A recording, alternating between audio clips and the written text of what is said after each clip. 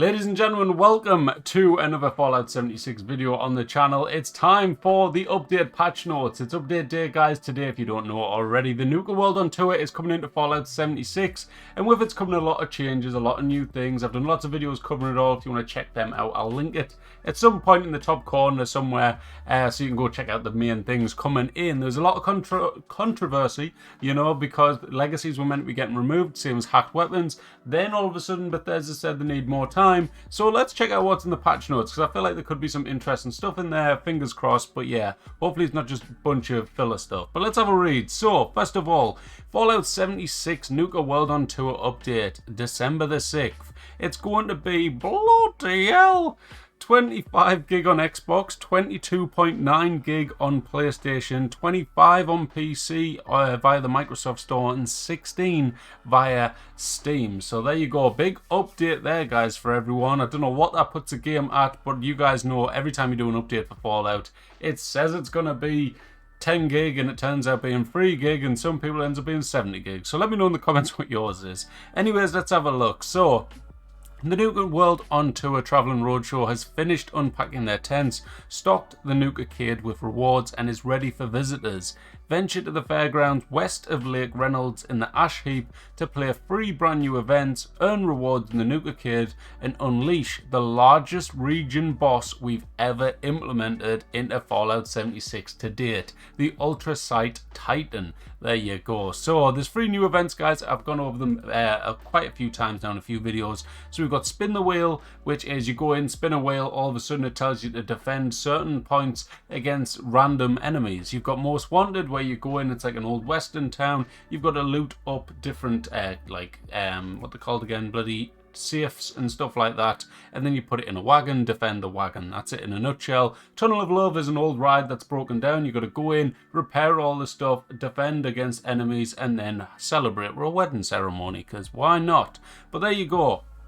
For an interesting note, we've got for the first 4 weeks of this update, Nuka World on Tour public events will have priority when the new public events appear, and will start on the top of the hour. So that normally means every hour on the hour it'll spawn one of these new events. So every, say, 5 o'clock, 6 o'clock, 7 o'clock, you might get Most Wanted, then Tunnel of Love, and then you get Spin the Wheel, but it'll be randomized, so you might get Most Wanted 3 times in a row. But yeah, so you should be able to test them out once an hour every hour, just kind of like a seasonal event type of thing. Also, it's got win prizes at the Nuka Cade. That's not all arriving with the tour.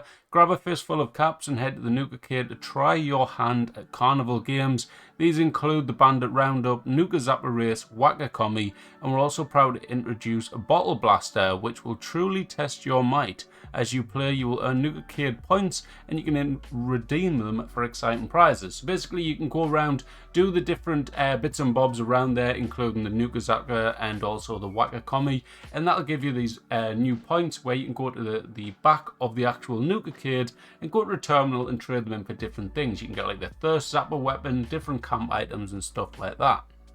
Now, the new region boss. This is also coming in this update, and basically it's a giant mole rat. It can go back underground and hide from you. It spawns ultra sight bloody veins out the ground, which you could destroy if you want to do damage to it, and it also spawns mole rats to come and attack you as well. So lots of exciting stuff. It says Pete has been hard at work trying to repair the air filters throughout the carnival, but the parts he needs are scattered deep within the earth in an abandoned mineshaft.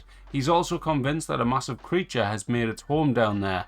Pete is hoping that some keen dwellers can investigate and then launch an attack that's powerful enough to blast the fiend to smithereens from afar. However, those who undertake this dangerous task should keep in mind that if the monster survives, a direct confrontation with the beast will be unavoidable.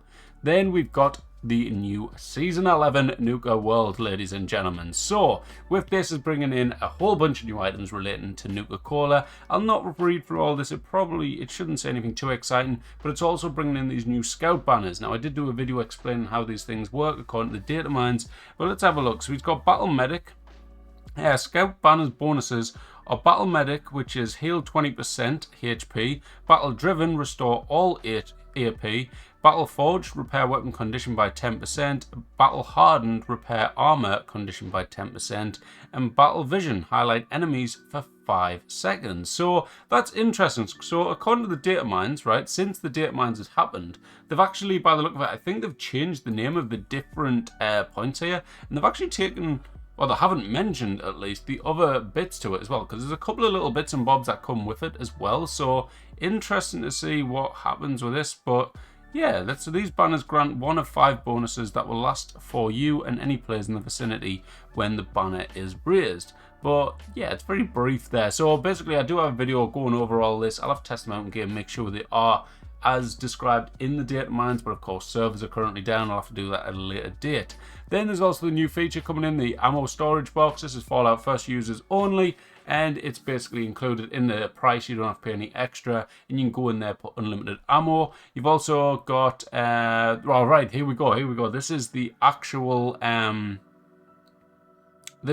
patch notes. So here we go. This is talking about the weapon changes here. So we've got additional design changes and improvements, weapon changes. Players who tried out Nuka World on tour while it was on the PTS are aware that we originally planned to release a new system that combats illegal attachment combinations to weapons that violate the EULA.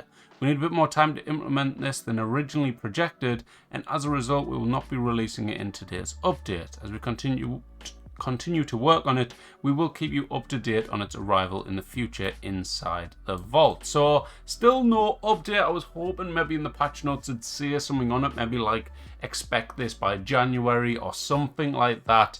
But the fact that they haven't given a date, it could mean anything. It could be a couple of weeks away, it could be months away, it could be a year away, it could be cancelled, who knows. So we'll just have to wait and see on that.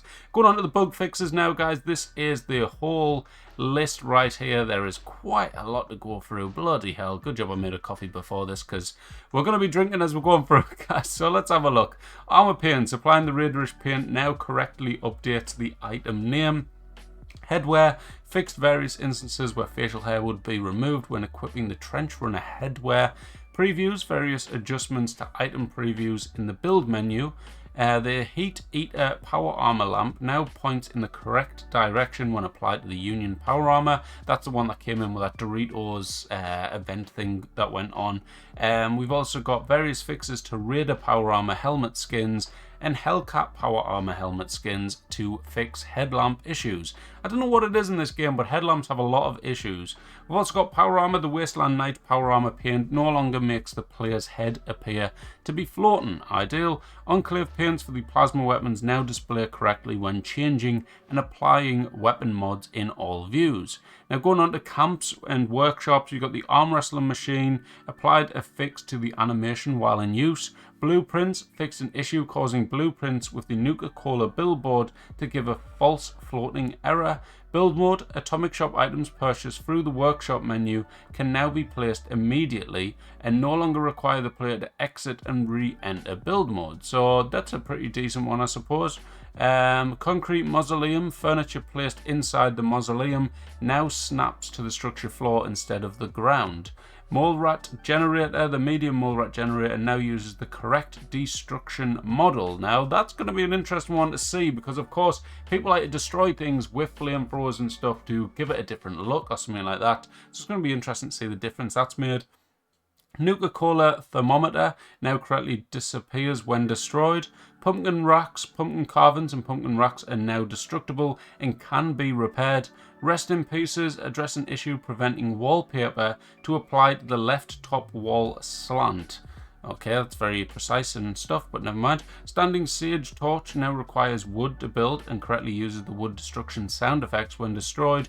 Slocum Joe vending machine fixed an audio issue with a Slocum's Joe vending machine when more than one are placed. The Tipsy Tom vendor fixed an issue causing animations to break when fast traveling away from the Tipsy Top vending machine.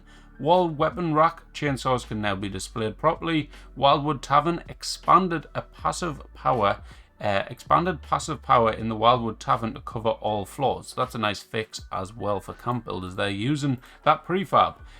Squirrels now leave meat piles when their corpse despawns instead of loot bags.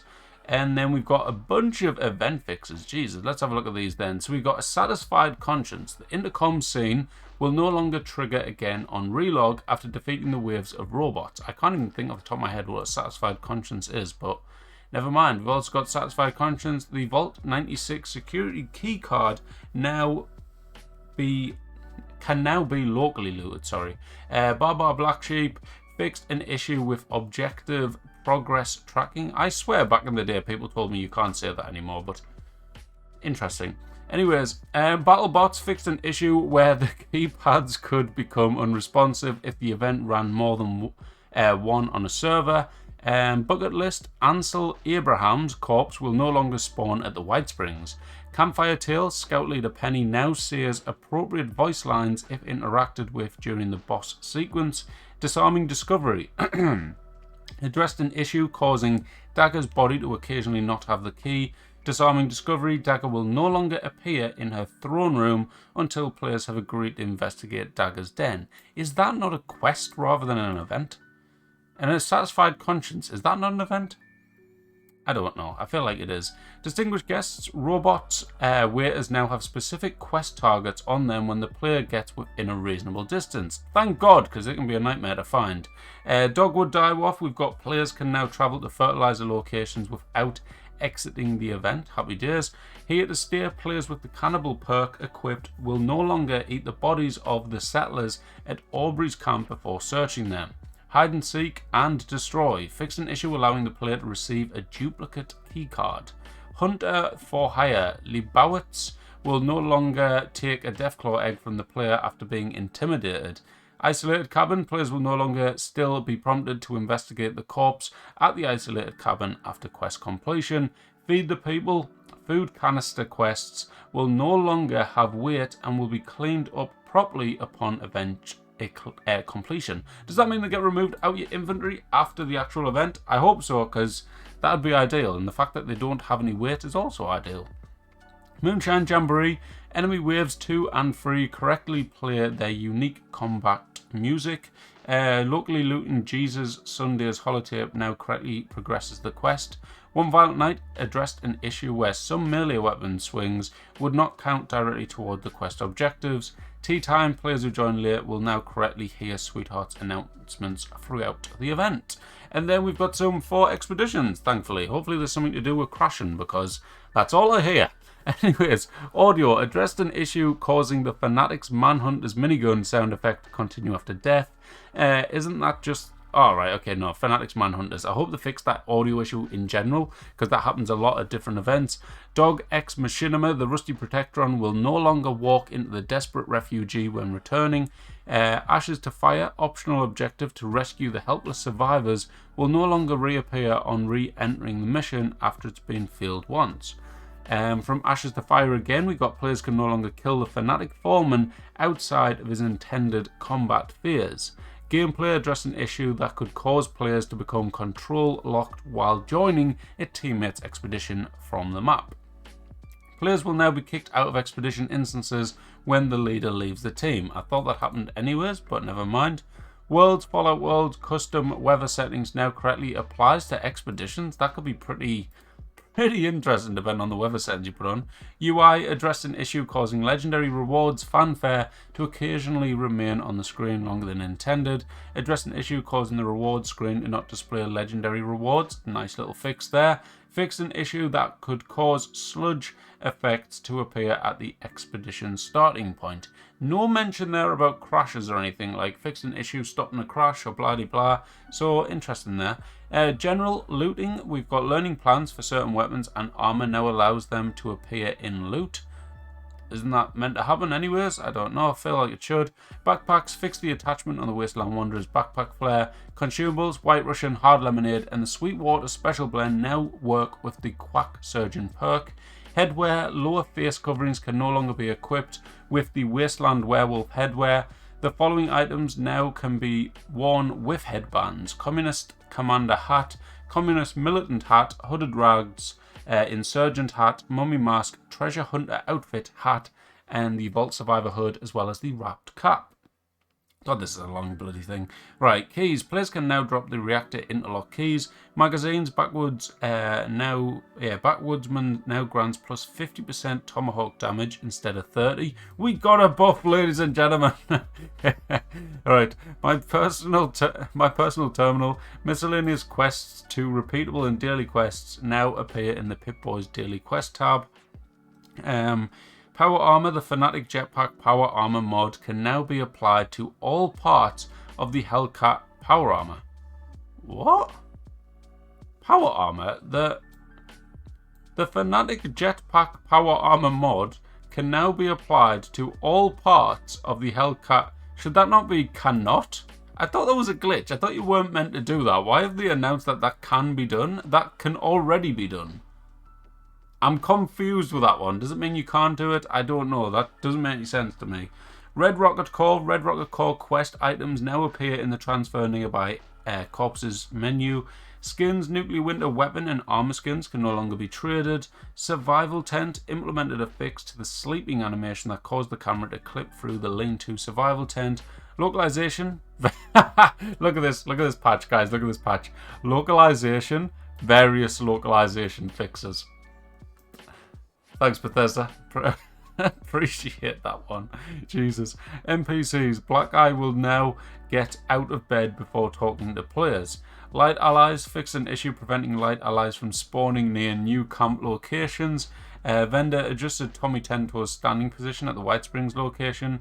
Perk card, Makeshift Warrior. The Makeshift Warrior perk now provides the correct amount of condition loss reduction per rank. Exploding Palm adjusted the perk card description to clarify it works with all unarmed weapons. Then we've got some quest ones here where we've got Flavors of Mayhem. Cannibalizing a glowing one can now correctly complete the optional objective to cannibalize a feral ghoul. From Russia with Lev, Fisher and Surge no longer drop non-quest items on death. Recruitment Blues, the laser grid on the first floor, will now properly recognize the player as registered. Refugees Guide, the objective radius to take a photo of the vending machine at Berkeley Springs is now smaller and does not encompass the Red Rocket gas station. Strange Bedfellows, picking up the Note to Self holotape without playing it now correctly clears the holotape's quest target. Tentative plans, the Camp Guide program holotape now remains in the player's inventory after relog. The bells tolls, we have disabled the bells tolls.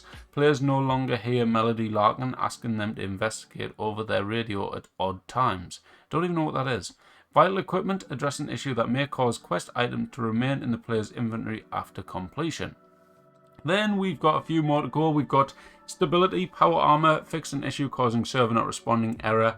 Thank God, when using a power armor station, that was becoming way too common, that thing happening. User interface, ammo counter, fix an issue where the ammo counter in the Pip-Boy is not updated properly when picking up additional ammo. Then we've got map, fix an issue where the fast travel option may appear below the workshop details incorrectly. The new tab now appears while selling or scrapping. Pip-Boy plans and recipes now correctly display their value. Item variants now show in the recent tab. And workshop as well, we've got items now retain their placement preview rotation when placing the same object. Don't know what they mean. Weapons, chainsaw, the chainsaw bow bar now adds armor penetration and counts as a bladed weapon. Additionally, the chainsaw's name now correctly updates with the Halloween skin applied. We've also got the cryolator now uses the correct reload animation. All melee weapons now take the correct amount of condition damage when blocking attacks. The cultist dagger and bowie knife can now be modded. The radium rifle is no longer considered an energy weapon and can now drop with the explosive bullets legendary effect. They've done one change, guys. One change to the weapons. Thank God, right? They've finally done something. I'm less angry now about Legacies getting taken out because I wanted to play with that gun. And there you go. It's now been added in. Thank the Lord. Anyways, going on to the next one. Concrete deposits fixes to numerous concrete deposits locations in the world that would be harvest. White Springs replaced the terminal in the White Spring kitchen. Vault 76, toy cars can no longer explode inside Vault 76. And there we have it, guys. the patch notes are complete. Thank God. What a long read that was. Jesus. Let me know in the comments, guys. Is any of them patch notes sticking out to you? A lot of them I read over. I'm kind of just in read mode and I sometimes forget to properly take it in. So if there's anything that sticks out, please let me know in the comments and stuff like that. For now though, guys, I'm going to leave it there and stay tuned. I'll be covering the Atomic Shop and also probably some more things over the next day or so. So thank you all for watching. Hope you enjoyed. If you did, hit the like button, subscribe, and I'll catch you in the next one. Bye bye.